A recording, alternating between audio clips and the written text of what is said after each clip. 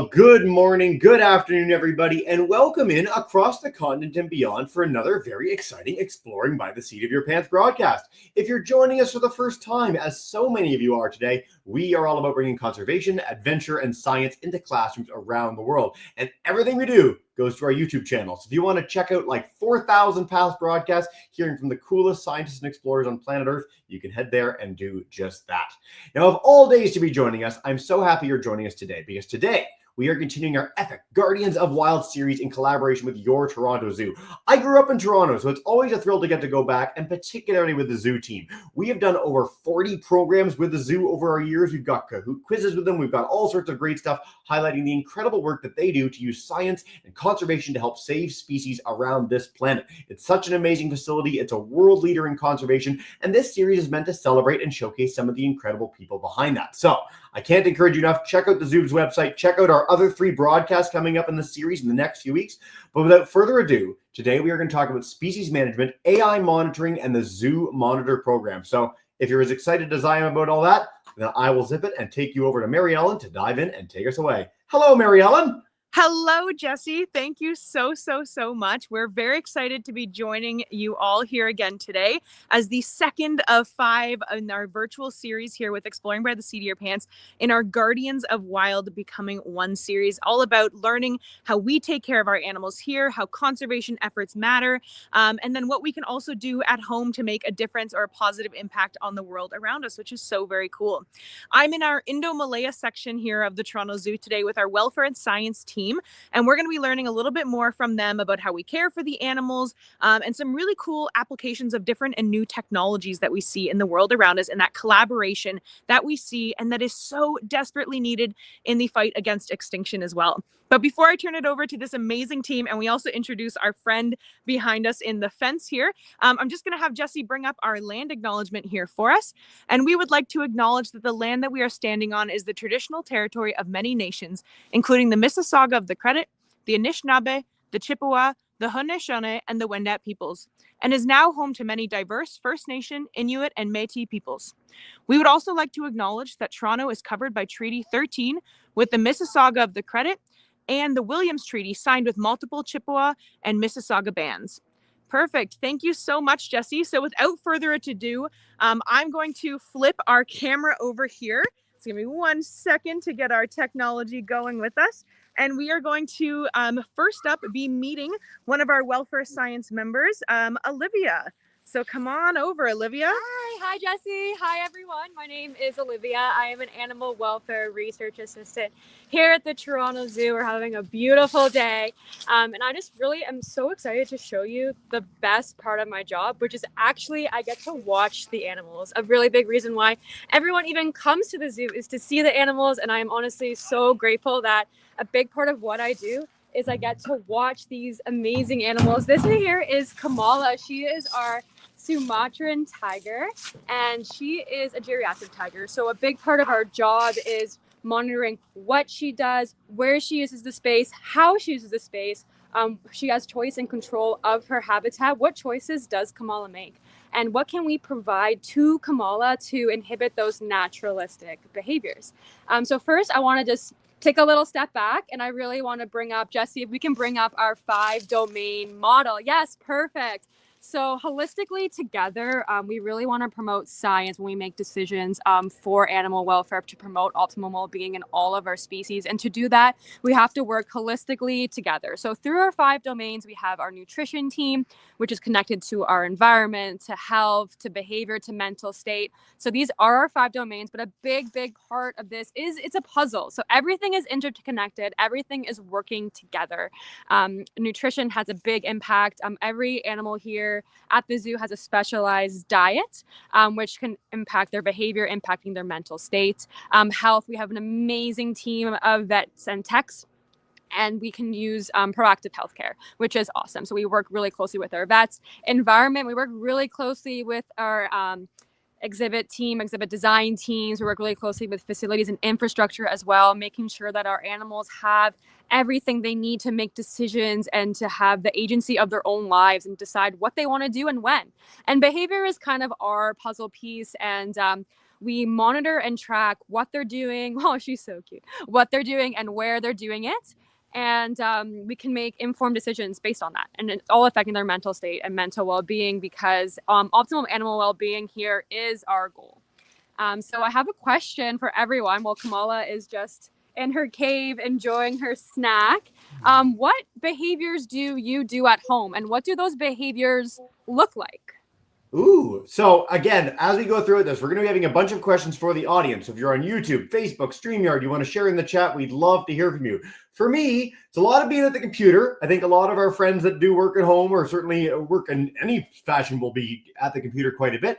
I love coffee. I start my day with a few cups of coffee. I love books. I've got quite a few behind me. That's why I love reading. We've got a few of those too. Eating. So eating, sleeping, all the basics. Yes, everything that we sort of do to keep our life going for walks. These are great answers. Playing, reading, drawing, painting, creating. Way to go, Madeline. So all the things that make life worth living, both for sustenance and for just a creative expression. Great. Perfect. We're just getting into a slightly different location here, Jesse. Kamala took her lovely enrichment, and this is part of that free choice and control that Olivia was just talking about. She took it and decided to go into her den. So we're just moving spots here so we can get a better view on her while she's having that choice and control. Yeah, so back to behavior. So Kamala is clearly eating.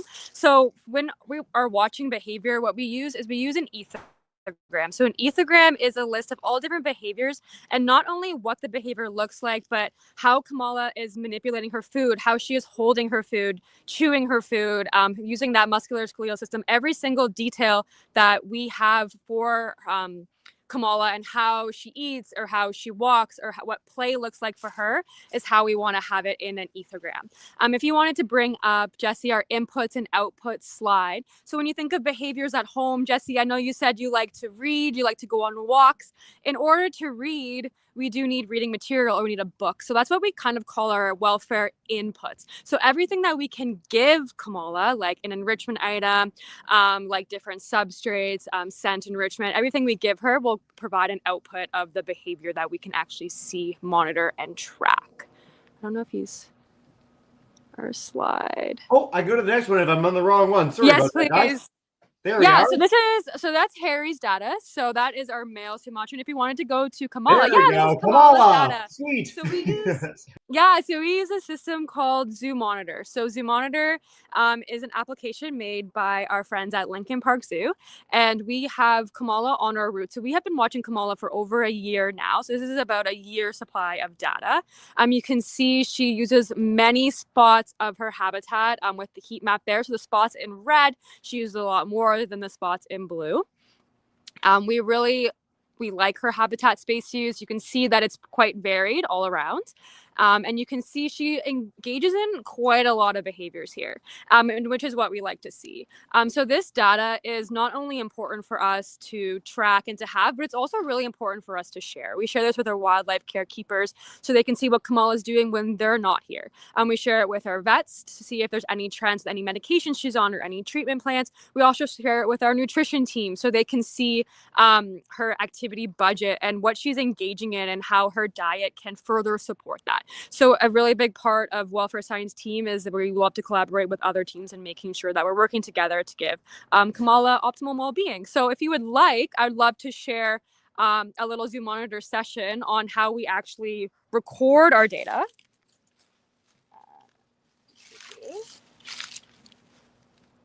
So we're all loaded.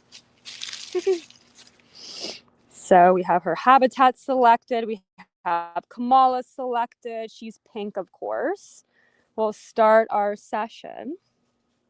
So you can see here we have a list of all of her behaviors. We have inactive, locomotion, feeding and foraging, hunting behaviors, investigating behaviors, object manipulation, self-maintenance. So if she is grooming, we have scent marking, solitary play. We also have keeper interactions, and behavior obscured and animal not visible. And we have her habitat map. So you can see Kamala right now is definitely exploring, definitely investigating. And what Zoo Monitor will do, it will beep every minute. And on the beep is what we will record. And it's very important that we stay very systematic when recording behavior because we want to make sure our output is reliable. And we want to stay as consistent as possible. Yeah, we want to get away from anthropomorphizing on what we think she feels. We just want to really stick to our ethogram and what she's doing. So you'll hear my beep. Alrighty. So then we will select Kamala. She was moving at the time of the beep. And we will find that tree, which is right here on my map. And I'm going to put her right in front of the tree. Perfect.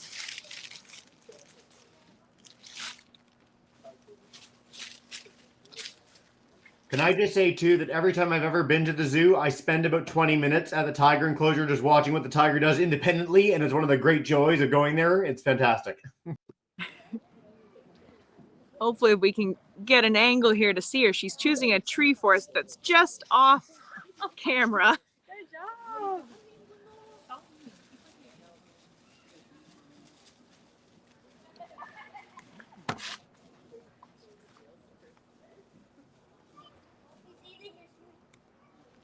Yeah, so just like us, you know, we like to get a snack and go on the couch. Pretty similar to Kamala.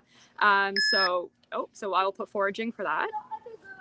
Feeding, foraging. I'm going to put her right in her den and I'll lock it for the next beep. So over time, and we have multiple observers, we have a team of 12 amazing zoo monitor volunteers that are here, rain, snow, heat waves, with lots of crowds. They are so committed. And they are watching Kamala every day all the time, which is amazing data to have. Do we have any questions about Kamala in general or welfare science? We certainly do. So, I mean, one of the very first ones that came up is, what is her diet? What are you feeding her amidst all this stuff? Yeah, so right now she looks like she has a bone. I'm not sure. But she does get a variety of bones, meat strips. She is a carnivore. Yeah. Eating all the meats. Yes. And then how long has she been there? How long have you had Kamala? So Kamala, I've been here at the zoo for about 10 years now, and Kamala has been here the entire time that I have been here, and I think even a little bit before that. So she has been a longtime resident of the zoo, and she will, because as Olivia mentioned as well, I think in the beginning, she is an older cat, so she will live out the rest of her days here as well. Nice. And then her age. So you talked about her being older at the beginning. How old is she? She is around, she's 2008. So let's do some quick math on that. Just 17. Beat me to it. There we go. Yeah, so she's quite an older cat for sure. Nice. But she would not. She doesn't look like it by the way she moves and hunts in her exhibit. Yeah. So Jesse, if you wanted to go to Harry's data, they are very different, which is really interesting because they have the same habitats, they have similar diets, and they have the same opportunity, but they use the space a little bit different. Now, I don't want to call Harry lazy, but he is inactive a lot more than Kamala, which is totally fine. Like cats at home, what do they do all day? What does your cat do all day? They like to sleep, they like to eat, they like to play. And Harry is the king of inactivity. Kamala's a lot more aware. Kamala is very engaged with her keepers. She's always looking for her keepers. She has a really, really strong bond with her keepers. And that is super reinforcing for her. Whereas Harry and catnap is a little bit more reinforcing for him. So you can see their behavioral budgets are very different. And for Harry, his inactivity is a lot higher than Kamala. And you can see their space use is a little bit different as well. For that top image, Harry also just moved to this habitat. He was with our Amur habitat during construction. So we do have a little bit less data of him in here, but we can see that when we compared both of the habitats, which is also an option on Zoo Monitor, and we compared their activity budgets, it stayed the exact same, which is a really good sign for us that the habitats didn't really have a huge impact on their overall behavior, which is what we were really closely monitoring. Yeah. And delete this session. Neat. Thank you so much. And I'll bring up just so everyone can see the data back to back. I'll do it. Perfect. Boom, boom. There we are. Very, very different. Awesome. So one way we can kind of step this up a little bit. Yes, we have amazing volunteers. Yes, it's the best part of my job. And I do love watching the animals. But Toronto Zoo, we want to step it up. And how we can do that is how can we monitor our animals all the time when we're not here, morning, night? And what if we even take it a step further? What if we can get an email sent to the keepers of what their animals are doing. So this is what we're working on next. And I really want to introduce to you my good friend and partner, Lee Dunn, who is our postdoc, who will be working with our CCTV cameras and AI and all things animal behavior. So here you go. Excellent. Hi, everyone. My name's Lee Dun Chen, as Olivia said, and I'm also on the welfare science team. I'm a postdoctoral fellow researcher developing this tool called Zoo AI. So this tool is automated behavioral monitoring technology that can be used to monitor animals autonomously, get quick measures of space usage, activity budgets, figure out just how much time Harry or Kamala might be spending resting, feeding, object manipulation, interacting with various enrichments in their habitat, and possibly how much time they're engaging in potentially welfare concerning behaviors such as pacing. So I guess to kind of start it off with us being here at the zoo, we're challenged with this very kind of daunting but rewarding task of not only providing animals, not only saving animals from extinction, but providing them with the very best care possible on a daily basis. So if we kind of start up the slide deck, just as equally nice as maybe looking at me, I'm going to be showing some slides of some really cool footage of how we are utilizing artificial intelligence right here at the Toronto Zoo. So this is an example with our polar bears, resident polar bears, Juno and Hudson. And so you can see what we're doing with this work is we're literally transforming, doing something very special and turning video data into behavioral data in order to glean some very good behavioral insights into how these animals actually navigate throughout their habitats and how they're allocating their activity use budgets. So what you can see in the bottom left as well is the dynamic activity budget. So it's showing the exact behavior that the animal is engaged in real time. And if we click onto the next slide, if we're using our behavioral detections, thinking of that habitat that the animal is engaged in as an XY coordinate system, we're actually able to identify some specific behavioral trajectories that are specific to those individuals and get an idea of what those areas of the habitat that are lit up. You can see how much time an animal is spending engaged in spending time at various regions of the habitat. What areas are heavily preferred and utilized versus areas that might be underutilized. So with that being said, we have a really great, as Olivia said, as Mary Ellen had mentioned, we have a really great wildlife care staff. And this is just all to say, as well as a really fantastic veterinary team. And those listening in, I'd just like to mention that there's a lot of different ways to do conservation science. And one of those ways is through becoming a veterinarian. One of those is by becoming a wonderful wildlife care staff. But we can also assist and support wildlife science initiatives by science and through science. So realizing that we can use artificial intelligence to kind of streamline some of the behavioral monitoring technologies, behavioral monitoring tasks that help us to better understand welfare monitoring is really integral. And if our ultimate goal is to increase the individual well-being of species under our care. So this is just really important to mention really quickly, setting the scene that we're currently under the sixth mass extinction crisis, whereby a lot of animals are being lost to extinction faster than we can even begin to describe them. So using artificial intelligence, we can begin to monitor and increase and bolster some of the monitoring technologies that will help to better understand these species and provide the best care possible. Just listed below are some of the leading factors contributing to species loss, anywhere from climate change, poaching, and the pet trade to the conversion of natural landscapes where these wildlife subside into habitat or into agricultural farmland. So we're seeing a degradation of a lot of habitats that were originally meant for wildlife. Okay, we can move on to the next slide. So how do we actually develop these pipelines that enable us to do behavioral monitoring? We've all heard of artificial intelligence, and it's for good reason that it's been applied across the engineering, agriculture, medical sectors. But the kind of technology that we're going to be using today, it's not ChatGPT, it's not image generation, it's something called computer vision. Ooh.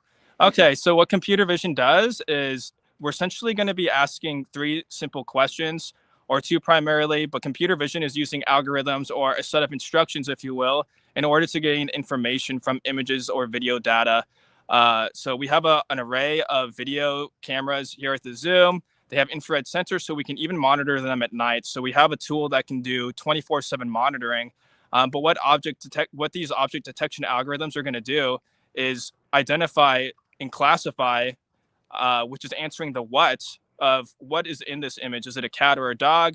And then we can go a step further even and say, do object detection, and not just say answer the what, but also the where. So we can identify, oh, there's a cat here, or there's a dog there, and then specifically identify where in the frame those animals are located. All right, so we can move on to the next slide. And kind of moving back, why this technology is potentially very important is because behavioral monitoring, behavioral science is quite tricky in general. And being able to understand the welfare state of an individual, as Olivia had mentioned, it's a very complex trait composed of the animal's nutrition, the animal's behavior, its health status, the environment that they're subjected to. And so what this means for us is if we can develop a tool to streamline and answer some of these questions a little bit more efficiently, a little bit more objectively, then we'll be able to understand the animal's mental state a little bit better and really provide the best care possible, given that these animals here are going to be living, a lot of them are going to be living here for their entire lives. We really want to make sure we have a targeted plan to check off all these boxes, make sure that we're continuously improving their lives. So I'd argue that through using these AI kind of computer vision technologies, we can streamline answering the who, what, when, where, and why these animals engage in different behaviors throughout different times of the day, throughout different seasons when temperatures change, and especially throughout different developmental milestones. As a baby tiger becomes a adult tiger into the mama tiger stage, these are all really important different kind of critical junctures in an animal's life. And as that animal becomes geriatric, how do those behavioral profiles change? So here at the Toronto Zoo, we're in the Indo-Malay area right now, and we have a plan to increase our monitoring efforts through the use of CCTV cameras. So you can kind of see that throughout the habitat, we've got some cameras set up already, and we're going to use that information, all that input video data, in order to create what are called these machine learning object detection models. All right, and if we move on to the next slide, we can kind of see the overall workflow. I'm not going to busy us up too much with the details, but overall the workflow is actually pretty straightforward. It's just a matter of collecting video data that is representative of the animal that we're trying to better understand. So the two tigers here, Kamala and Harry, are beautiful Sumatran tigers. We're going to collect data from them and across all the conditions that we very lovingly get to enjoy across this throughout Canada here in Ontario. So across differing weather conditions, snow and rain, across differing lighting conditions, these are all the conditions that we want to be able to capture video content for our individuals of interest. And we want to be able to capture those specific behaviors in order to train the model. So ultimately, we use those behavioral efforts. Step 2 here, we're going to use all this data that we consider training data in order to let the model learn, this object detection model learn what exactly it looks like for a tiger to be feeding. What does it look like for a tiger to be resting? It's obvious to a human observer, but for the model, it's like a baby that you have to kind of teach and let it learn what exactly that kind of behavior looks like. And keeping in mind that these behaviors might look like in different contexts, in different environments, across different weather conditions. And so in the next slide, I have a little example of what that annotation process looks like. And so this is a really short 10-second, actually, it's only a 10-second video, but in order to annotate, you can see I'm literally drawing a bounding box in real time. We're drawing bounding boxes to let the camera know, hey, this isn't a human here, or this isn't just a rock that the animal's sitting on. This is the bear that I want you to be able to, I want the model to know, okay, this is Hudson, or this is Juno, our resident polar bears here. We just have some boxes kind of placed over as well. There's colorful boxes to cover up some guests. We want to keep them nice and confidentiality safe for them. But with that being said, we have this 10-second video that's representative of, okay, Hudson or Juno walking and locomoting. First they were resting and then they were locomoting.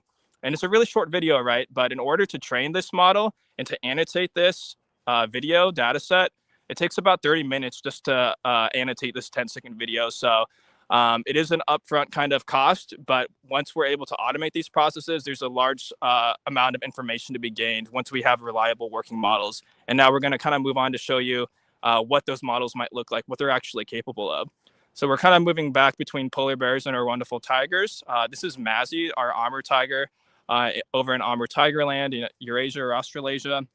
And what we're able to see here is that Mazzy is locomoting throughout her habitat, and we're actually able to identify exactly how she's utilizing that space. And in the bottom left, we can also see the dynamic activity budget. It might need to be clicked on to move. I'm not certain, but oh yeah, there we go. But what we're kind of seeing is that we're able to kind of get these comprehensive measures now of how these animals are actually responding to various enrichment practices. So this is another example of Mazzy. And what we're seeing here is Mazzy is interacting with enrichment items. So we saw earlier how quick it was for Kamala to go and eat that meat and interact with the enrichment items, which is really important. These feeding events and interacting with enrichment, really positive indicators of welfare. We love to see that. And so, but given that it happens so rarely, or not that it happens rarely, but it happens very quickly over time, 5-10 minutes a day, and that food is gone. It doesn't take long.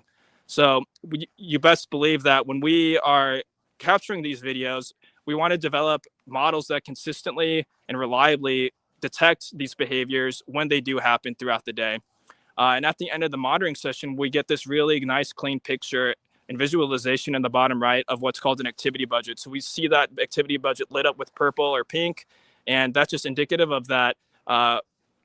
Mazzy, the Amur tiger in the video, is just really enjoying that enrichment. She's very engaged with enrichment that she's been given. We've so far demonstrated, if we move to the next slide, we've demonstrated this technology can be applied very successfully across differing weather conditions.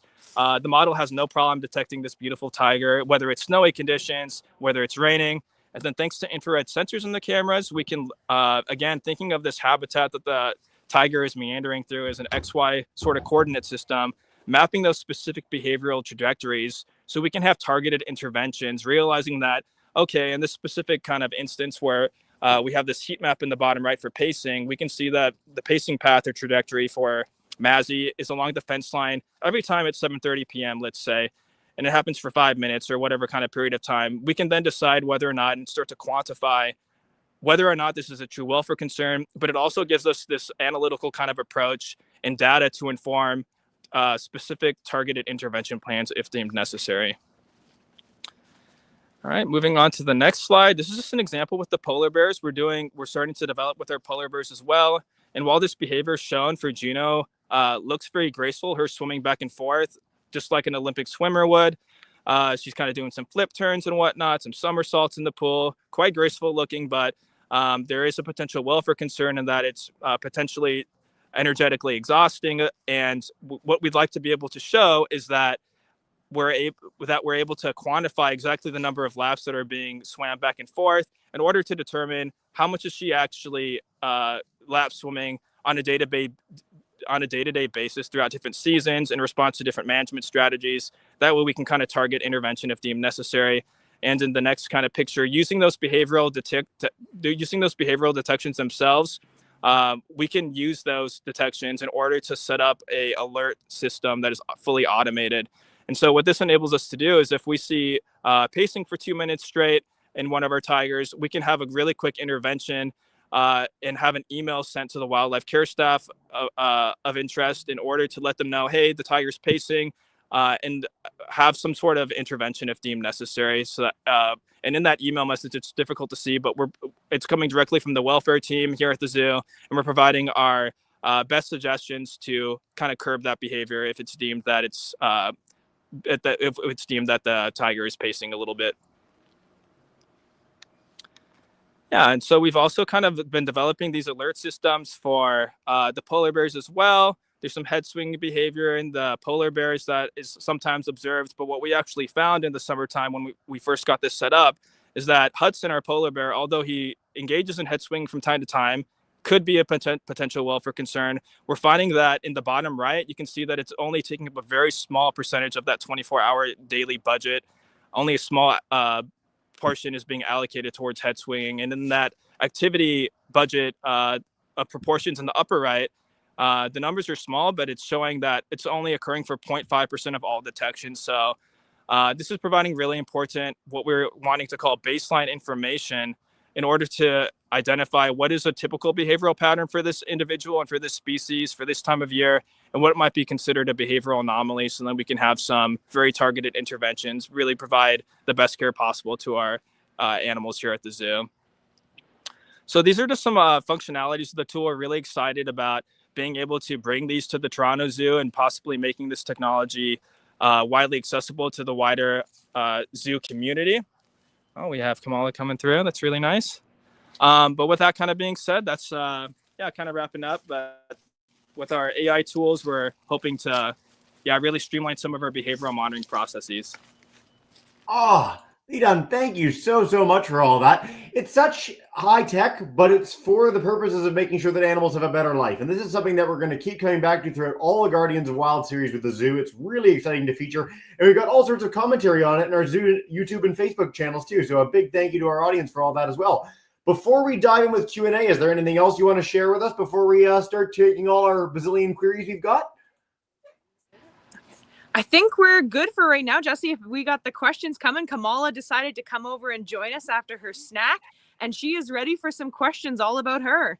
Amazing. I've got to say, as I said, we've done about 40 programs at the zoo, and like we do a lot of animal programs in just by and large with all sorts of groups all over the world. And the Toronto Zoo consistently has the animals come right up to the camera, which is just such a fluke. I think it's Mary Ellen's influence drawing them in. It's very exciting. All right. Miss Riddle's class in Nova Scotia has a ton of great questions. We're going to start with a few from YouTube, and then we're going to go to our Willowwood, Bayside, Madeline, all live with us. Jennifer wants to know, how do we determine which behaviors are concerning? So like you talked about head swinging, you talked about pacing. How do we know that those are bad? And is there any sort of benchmark for that? Yeah, so that's a really good question. And again, I have to lean in on our keepers as they know our animals best. So a lot of, if any concerning behavior comes up, it's essentially from our wildlife care staff. They know these animals inside and out, and we have a behavioral monitoring kind of request form. So if they see something weird, or if they see a behavior that is like abnormal from their regular repertoire, they reach out to the welfare team and we are on it right away. Again, we really collaborate with other zoos as well. So we look what's in the literature, we look what's out there. We can reach out to our friends at other zoos saying if they've seen a specific behavior in the same species, and then we workshop from there. So it's all very individualized care, and we do it together holistically to... Hi! Hello, Kamala. Yeah, so we work together on it.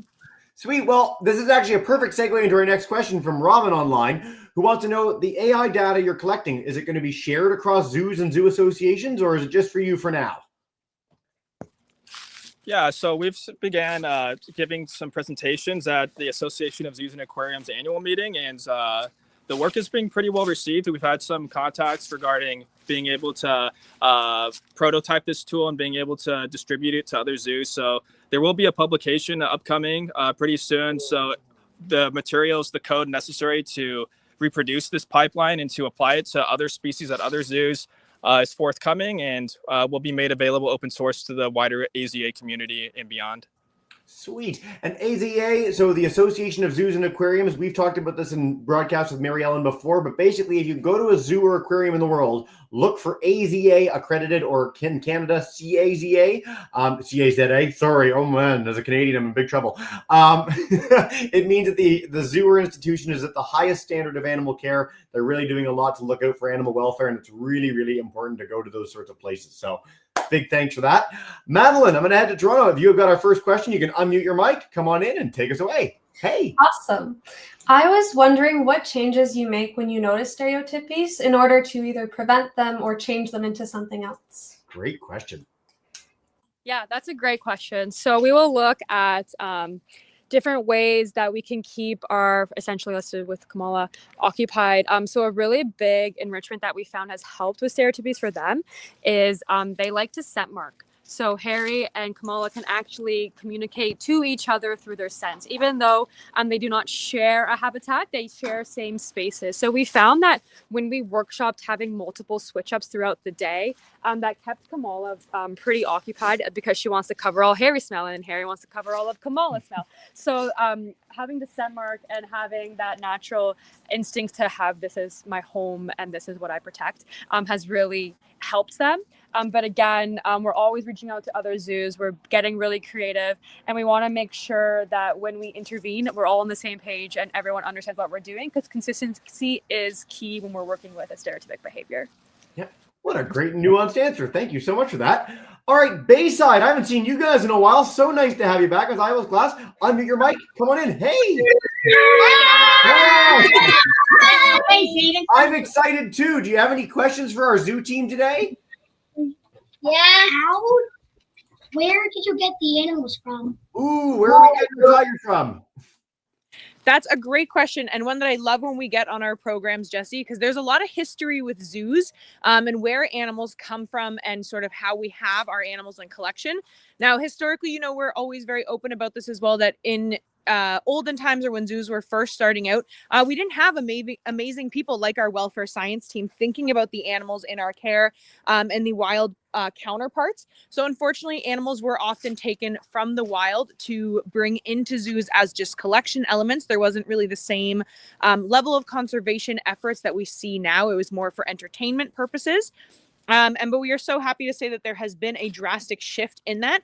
And so now there's a few ways that we are getting our animals. So there are a couple who are in collections still around the world that may have been part of a wild first collection or bringing in, and they are not able to be returned to the wild.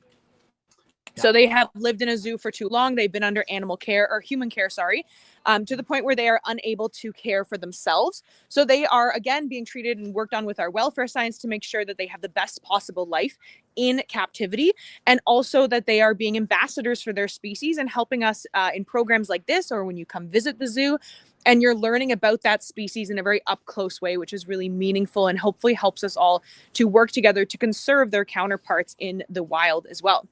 And then the most common way that we get animals now in the zoo is through breeding conservation programs. So there's something called an SSP, which is a species survival plan, and animals are genetically listed in this kind of big database. And zoos or accredited facilities all over the world are working together, and we all kind of know who each other has in their collections. And we look at different genetics, and we want to preserve the best possible genetics in captivity. So they will match up to individuals, sometimes at different zoos across North America or maybe even the world. And they will take a look at which zoo has the space, capacity, and the best welfare for maybe a pairing and a new potential offspring in the future. So that's typically how zoos get new animals now. And then occasionally as well, I think we talked about this in our last broadcast, an animal who might come in through a rescue situation. So zoos might work with local sanctuaries or rescue wildlife organizations. And occasionally some animals are not able to be returned into the wild if they were injured or in human care for too long. So a wide range for sure. It's a really great question. When I volunteered at the Toronto Zoo, when I worked at Ripley's Aquarium, seeing how many things are traded across zoos and aquaria around the world is really, really neat. So I always love when we get this question too. Thanks, guys. All right, Willowwood School has a big question. They were particularly interested in penguins, but when is this technology going to be rolled out to other animals in the zoo, or is it for other animals outside of the tigers and polar bears? I didn't quite catch that. I was a little far. Sorry, we're just moving here. Do you mind repeating the question for us? Yeah. Do you have the same tech for other animals than the tigers and polar bears, particularly penguins, was our class's query. No, so not yet with penguins, but we're kind of just starting to prototype now. I started at the zoo about 1.5 years ago, and we're really excited about some of the developments that we have made with the tigers to begin with, specifically Mazzy, our armor tiger. We're hoping to carry this work on with our Sumatrans here. We've done it with the polar bears. We're continuously developing to add on more cool functionalities that are useful to managing these species. Like the others have said, providing the best care possible to them on a daily and throughout their lifetime kind of basis. But we do have plans to hopefully continue on with other species, especially underrepresented species across the zoo. Well, I've got to say, for Willowwood, we eagerly await the penguin broadcast in the future as a follow-up to this. So fingers crossed that's next year. We're going to take 3 more questions before we wrap up. Time flies and you're having fun. I'm coming to both our live groups in just a second. I'm going to take one more from YouTube first. Ms. Riddle's class is a great one. Can you use AI to specifically look at certain behaviors? Like, could you say pacing and it would bring up all examples of that at the zoo? That's a really great functionality that I think we can consider adding on. That'd be really fantastic. So something that we do have currently is when the loop swimming occurs, just so we can verify it. I have a screenshot automatically be taken if that loop swimming behavior gets detected for a consistent period of time, say 2 minutes. That way I can quickly verify.